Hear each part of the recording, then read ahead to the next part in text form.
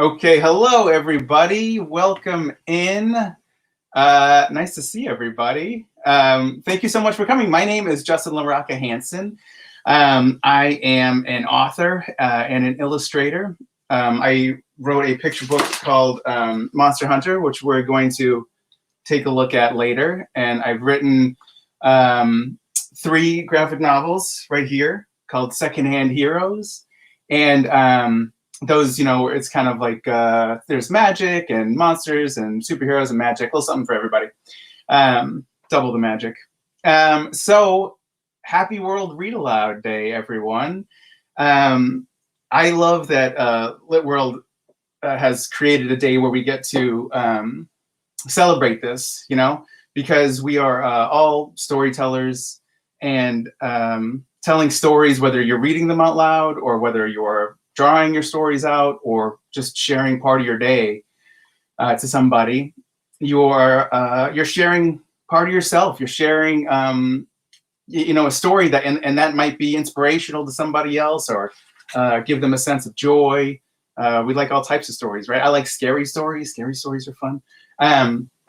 So what I wanted to do today was, of course, read out loud to you all.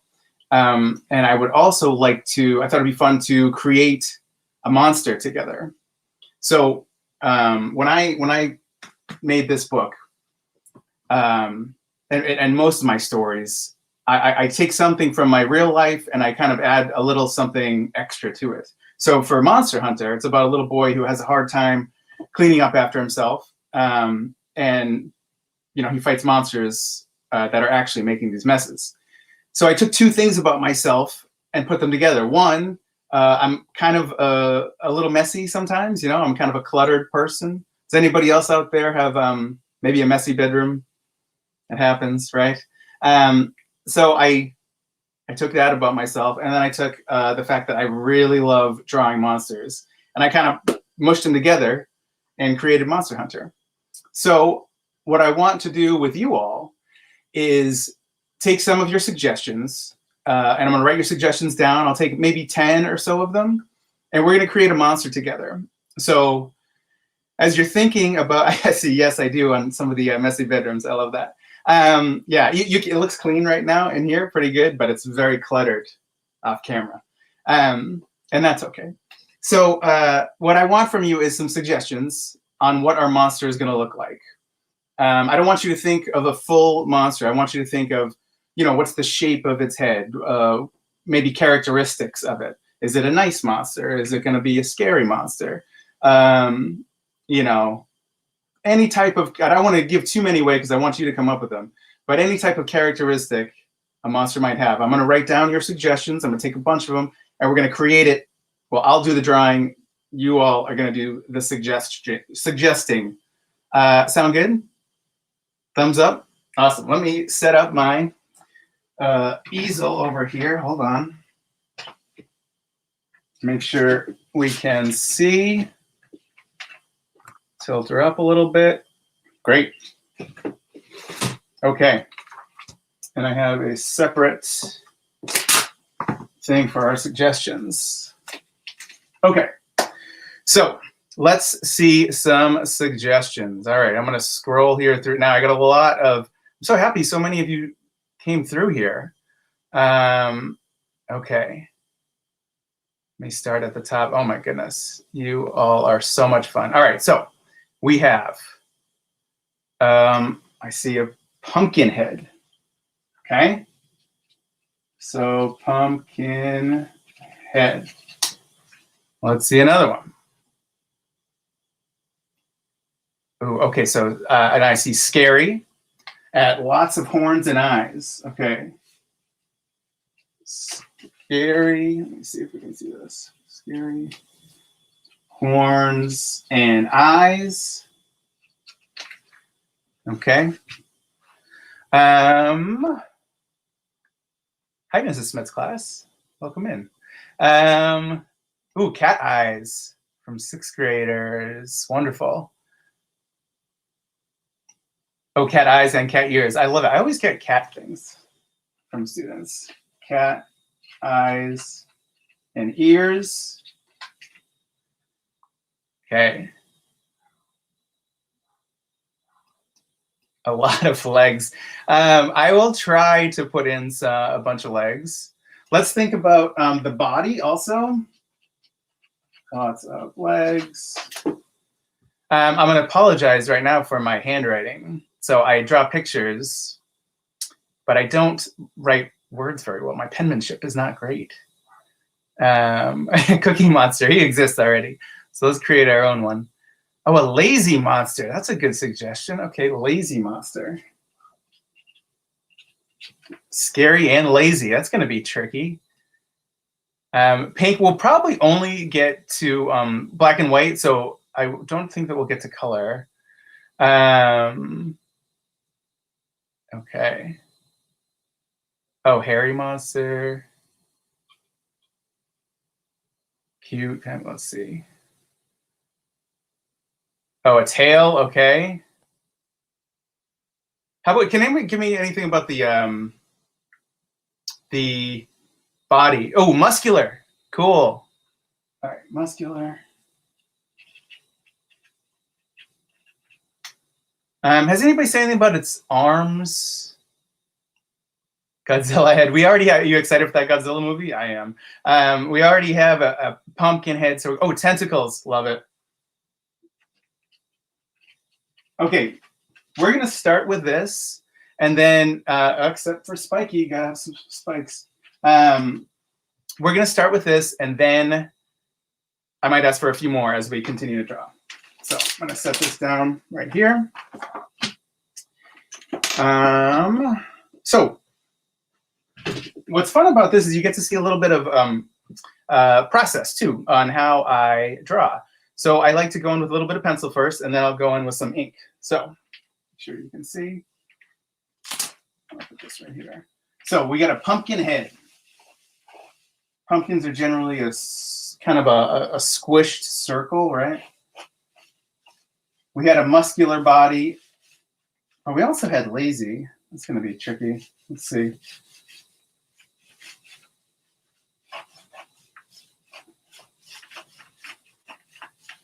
So I have some. I was thinking about the tentacles. So I got the tentacles going like this, and lots of legs. What should the legs be like?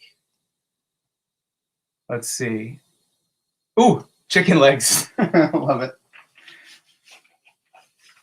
So we're gonna have some chicken legs. So what I'm doing is just a quick. You probably can't even see that well. I'm sorry, but I just did a quick outline of in pencil just to give me a little guide to draw. Okay. So our pumpkin head had horns and eyes and cat ears. So I always have to think about what a cat looks like. Cat eyes. I got it.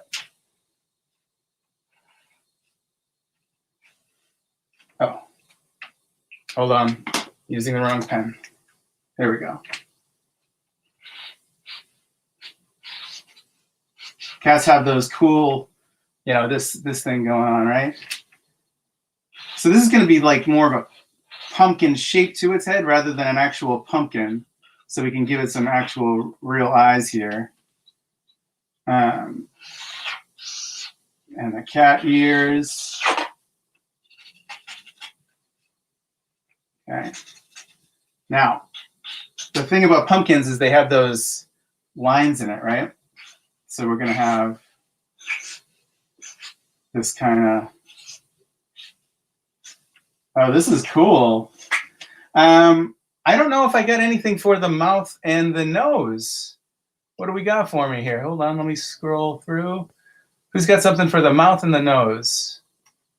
Razor sharp teeth.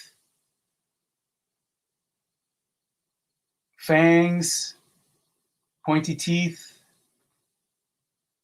Ooh, a spider mouth. Big spider mouth. I don't even know what that would mean. Is that like a spider, like a spider's mouth, or the mouth in the shape of a spider? All right, let's try it.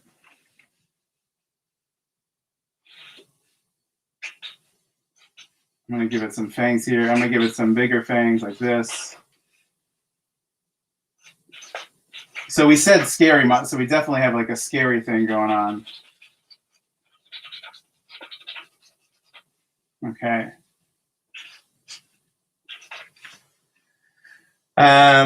Small potato nose. I saw a small nose and potato nose, so I'm doing that. So a small potato nose.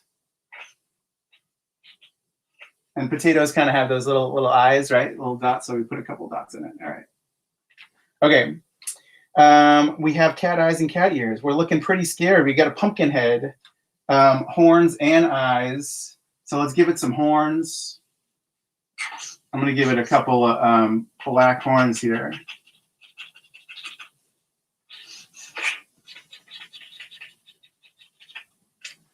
That's that. Maybe a few more sticking out.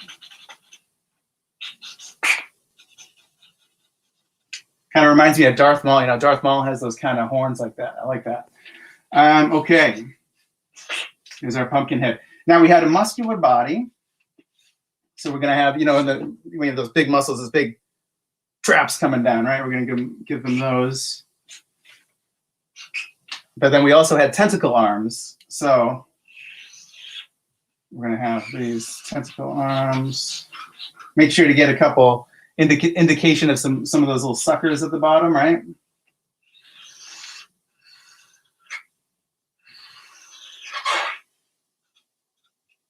Okay. Another tentacle arm. What kind of clothes should this thing be wearing? What do you think? Any ideas for clothes? Ooh, pitchfork or trident. I like that. So we'll have that right here.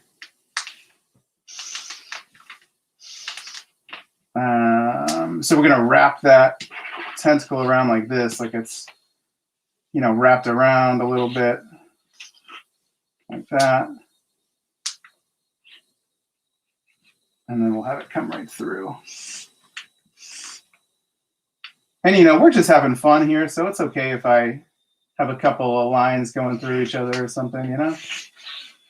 This is called character design. It's nice to be loose and have fun with your character design. Bit of a pitchfork trident thing here, okay? Wonderful.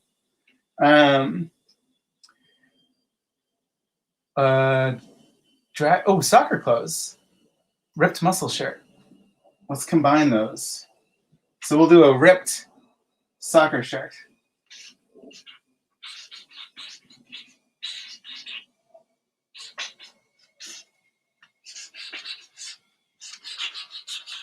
Okay.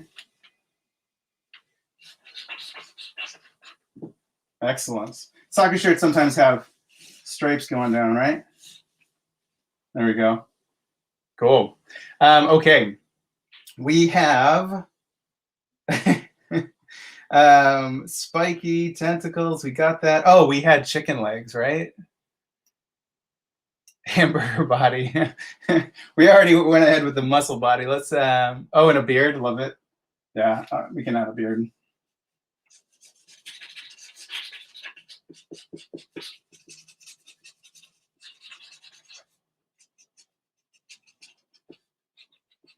This, I mean, you all have designed a very scary monster here. Okay, so we have chicken legs. So I'm going to do some indication of feathers for the chicken, right? And their legs kind of go back. You know, and talking about, you know, telling stories, I know how to draw roosters and chickens because my grandma, who, you know, loved telling me stories, she was always a great storyteller, and she would draw with me, and that's part of the reason that I became an author and an illustrator. She loved roosters, so I would always draw chickens and roosters and stuff for her. So, so shout out to Grandma LaRocca. Got that bird feet.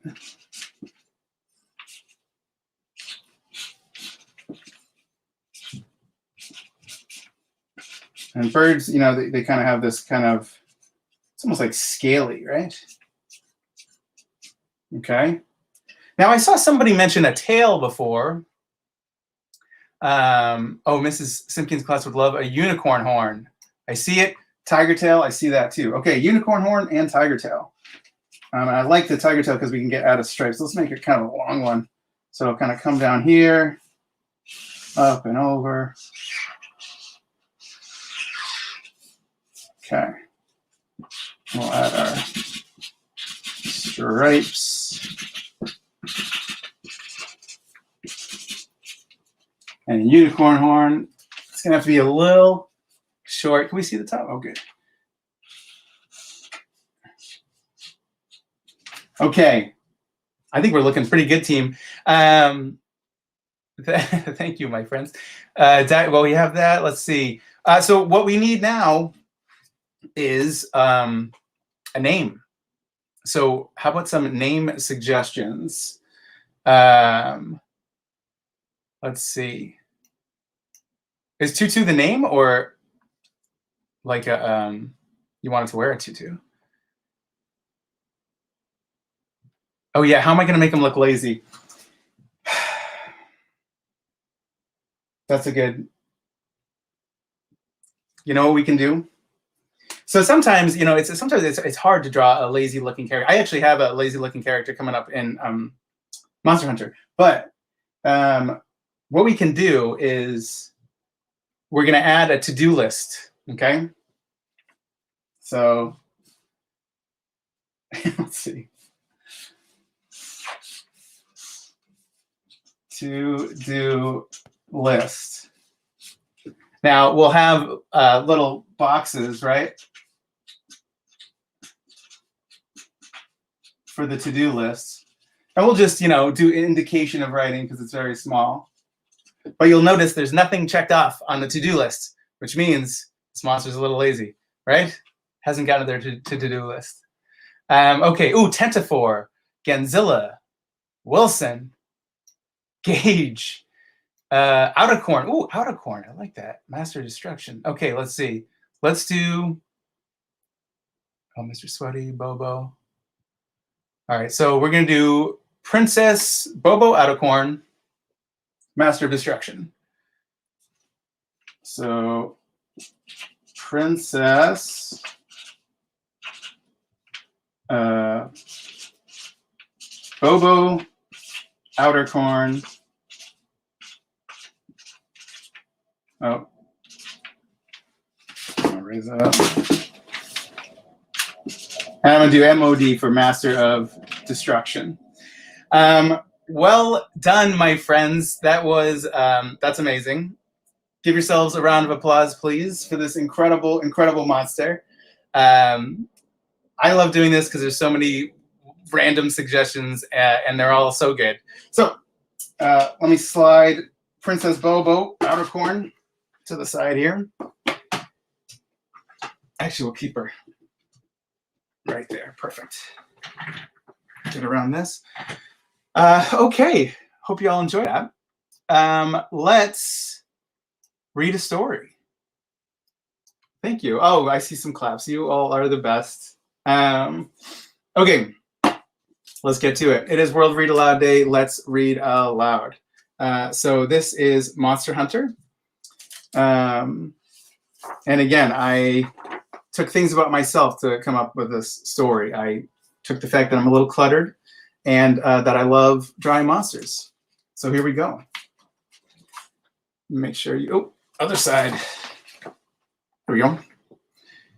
Billy Banks was a monster hunter. It was a good thing too, because Billy's house was infested with monsters. They were in the closets and hallways and under the beds and carpets. It was Billy's job to get rid of them. Unfortunately, getting rid of monsters could get pretty messy.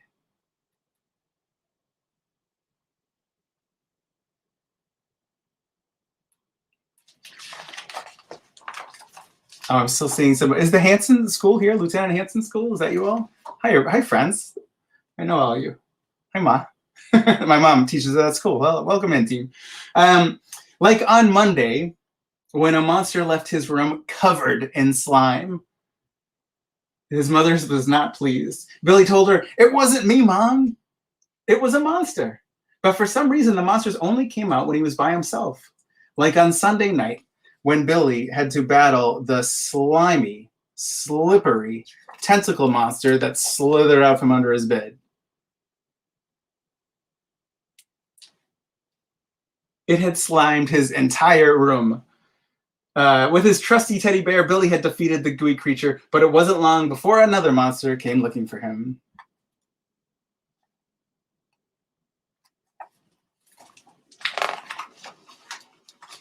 One second. On Tuesday, Billy's mother found huge puddles of water on the bathroom floor, made him spend hours cleaning it up. Once again, Billy said, "It wasn't me, Mom." There we go. It was a monster. This time, it had been a troublesome tuna monster trying to climb out of the toilet. After some plunging, Billy was able to flush the floundering, flailing fish back into the deep, dark depths of the sewer.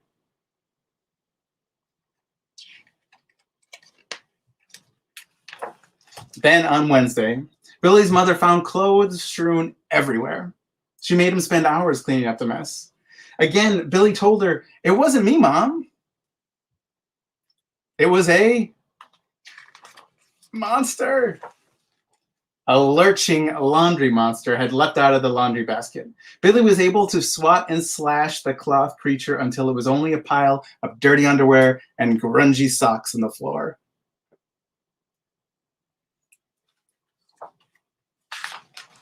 The worst was on Thursday. Take a look. On Thursday, when Billy's mother found stinky garbage littered all over the kitchen floor. "But it wasn't me, Mom.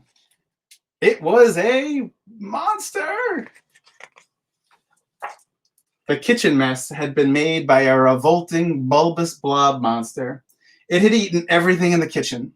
Billy climbed on top of its monstrous belly and jumped until finally it exploded. Trash went flying all over the kitchen floor.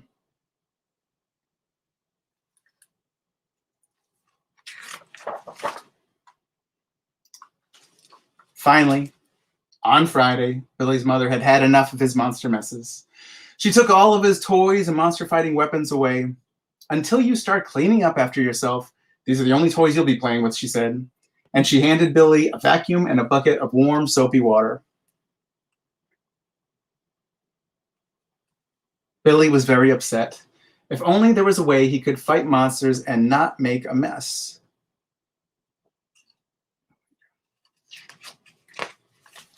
But just then, a giant, gloppy, grass-clawed monster shuffled into the kitchen. Billy was trapped. Then suddenly a thought came to him.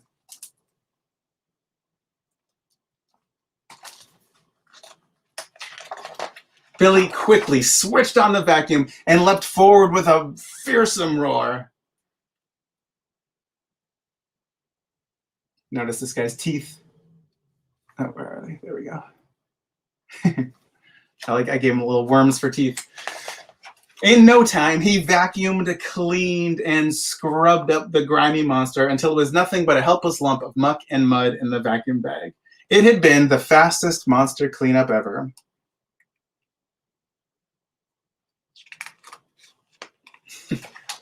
Now Billy had a way to get rid of monsters and keep his house clean.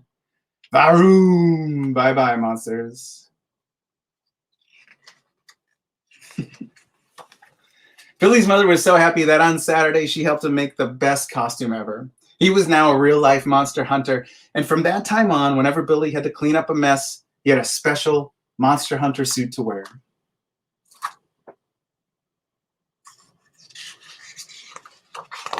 Because at Billy's house, you can be sure another monster is just waiting to come out and make a mess.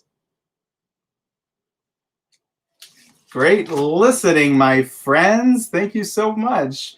Hello. Hi, Birchmeadow Elementary. Welcome in. Sometimes I like to share a little, personal bit about the story. Because I take so many of my ideas from my own life, and this one where all the clothes are everywhere. Now that's not exactly what my floor looked like, but I did set up clothes on the floor just like that so I could draw them. so that would look more like clothes on the floor. Wonderful listening. Thank you so much. We have time to do some questions. So from Kyler, what gave the idea to make these monsters? Did you have someone help you make the idea like we did? I started thinking about these monsters. I thought about each room in the house and what monster might live there, right? And I thought about like chores that you do.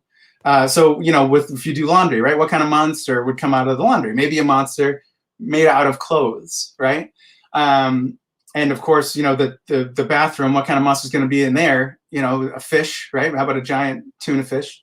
So I thought about monsters like that, and I wanted to make sure that my monsters like weren't too scary. So for example, that laundry monster, you know, it's got what for teeth? It's got socks for teeth. So if a monster that had socks for teeth like bit you, would that hurt? No. So not too scary. Thank you, Kyler. What else we got? Who's the favorite monster in my book? Oof, good question. I know I keep going back to it. I think that laundry monster is my favorite, but also my favorite to paint was definitely the gloppy grass clod monster. It was so fun to get in and do all the little dirt. And, you know, his cheeks are a little bit rosy, you know. So that was really fun to play with. And then doing the worms for teeth. So that was probably my favorite. How did I learn to draw so well? So just like all of you are, I look at drawing as something, you know, something that you practice a lot, you know. So I've had a lot of years practice at drawing. If you do something every single day and you enjoy doing it, you're going to get better at it as you go on, you know. So I like to tell folks it's never, ever, ever, ever too late to start drawing. It's just something that you do a lot and you get better. I mentioned my grandma LaRocca before. I would sit and draw with her. Excuse me. And we would watch like Star Trek together and stuff like that. And she would have me draw Star Trek characters and draw the aliens and things like that. So so partly my grandma just giving me that love to do it. When did you decide you wanted to write books? Oh, good question. So I always thought of myself as more of an illustrator, you know, somebody who draws. And that's what I was trying to do for a long time. And then I kind of realized that it was so much more fun to draw the things that you come up with rather than what other people come up with. And there certainly can be so much fun in drawing someone else's things. I love drawing things from, you know, movies and comics and stuff that I like, you know. I draw lots of comic characters like Captain America and Groot, you know. But I wanted to create my own characters. And so I had stories in my head. So I started to write more and develop the stories that I came up with. So when did I decide? Probably kind of in my 20s, actually, I decided that I wanted to write books. I had always wanted to illustrate books. And then in my 20s, after college, I decided I wanted to write books. Thank you. Great question. Do I have a specific person that inspired me to become an author? Well, my family were, you know, so supportive, and we're all storytellers. Everybody in my family tells stories. You can see how I talk with my hands. This is everybody in the family does that. And so, my parents and grandparents, you know, they're always telling stories back and forth. So that inspired me to be a storyteller. And of course, there are other authors that I just love. And Peter H. Reynolds is one of them. He wrote a book called The Ish. And there's a moment in that story where you turn the page and this character has saved all of her brother's drawings. I don't know if you know that book. It's for me, it's the best page turn in history. It's so stuff like that. I find lots of inspiration from other books and picture books and comics and stuff like that too. So yeah, big list of other authors who inspired me. My favorite thing to draw. Monsters are up there. I draw. So far all my books have monsters in them. Hold on. Let's see. Here, let me get a quick monster scene for you. But I also, what I especially lately, since the pandemic, I found that I really love painting landscapes. We were all kind of stuck inside, and it was hard, right? It's hard to, be inside and stuff and doing everything remotely. And I started painting landscapes, and I loved it. I love painting them. And so I've been having so much fun painting landscapes lately, watercolor landscapes, and it's making me a better painter, I think. And so I'm excited to take those things that I've learned painting landscapes and put them into my storytelling. So here's a page of lots of monsters. Let me get it above the question there. Lots of those monsters all kind of come from the dirt. What do I do in my free time? I draw. I draw a lot. But I also really like to read. I like to consume stories. So I like to read. I like to read books, comics, picture books, and I like to watch movies and stuff too. That, and then when it's when COVID has passed us, I like to be with my friends and my family and just hang out, be in nature, go to the beach, those kind of things. Good question. How many books have I read? So I've published 4 books. I published 4 books, and I've written a bunch more. I have another graphic novel that I'm writing. It's like a summer camp ghost story. So that one I'm excited about. And I have another picture book I'm working on with a witch and a mermaid. And lots more. You write a bunch, and then you kind of decide which story you think might be good to get out and to publish. But just because that brings up a good point. Just because you publish something or you don't publish something, if you write stories, you're a writer. If you tell stories, you're a storyteller. You don't need to publish, anything. When you all create a story, when you write it down, when you use pictures to show it, or if you just tell a story, you're a storyteller. You're a writer. You're an author. That's all it takes. And it's a really fun thing to be. Great question. Out of illustrating and writing, which is my favorite. Illustrating is. It comes easier to me. I've had more time practicing illustrating than I have. I always wrote, but I really didn't dive into the craft of writing, really trying to get good at it until a little later. So illustrating is a little more, that's why I love graphic novels so much, because you have the best of both worlds, right? You have writing, and then you have the illustrations, and your illustrations are telling the story too. You can do so many things, creating mood, having little hidden details and stuff in your story, in your pictures. So there's so much storytelling in pictures as well. Great question. Thanks, Olivia. Oh, thank you very much. I'm so good at drawing. Do you have any tips? I do have tips. So one is to, you just do it a lot, but also don't put an expectation on yourself. You don't have to be, if your drawing doesn't look exactly the way that you want it to, that is okay. Drawing is, it's something to have fun with.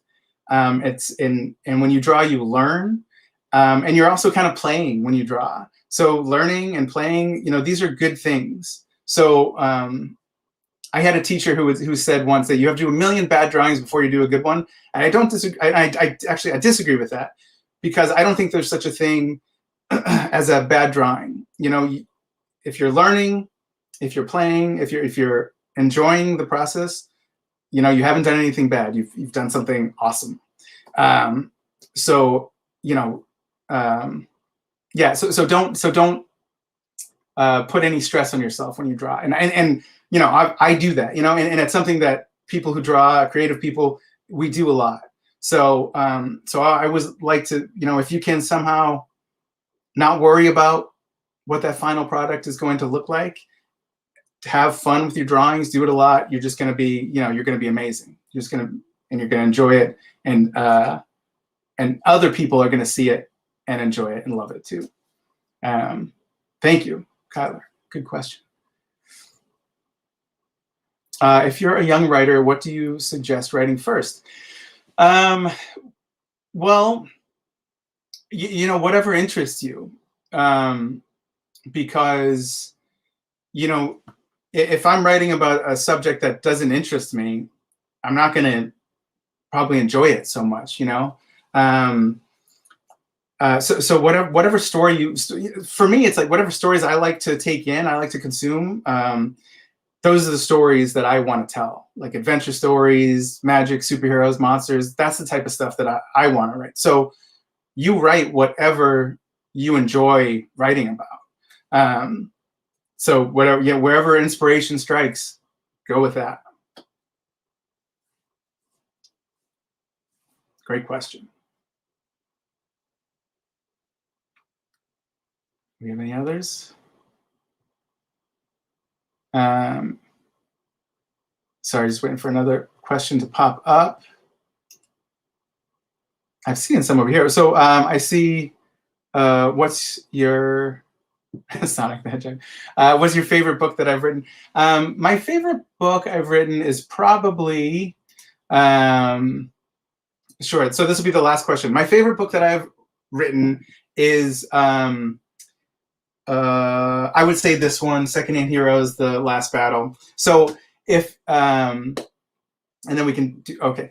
So Secondhand Heroes, The Last Battle is probably my favorite because I don't know if anyone has ever seen the Avengers movies. So those were comic books first, right? And I grew up reading those comics with Thanos and Infinity Gauntlet. So all those heroes getting together to fight this one big bad guy and taking a long time to do it. I love that kind of epic journey. And that's what with in The Last Battle here in Secondhand Heroes, that's what the story leads up to, is this big final confrontation where all these heroes realize their powers and get together and try to save the world. So that was probably my favorite. My friends, this was so much fun. Thank you so much for coming in and being here and drawing this incredible monster with me. So I think that's it, right? Have a great one. Enjoy the rest of World Read-Aloud Day, and I'll see you some other time. And always reach out and say hello. Okay, team? Bye, everybody.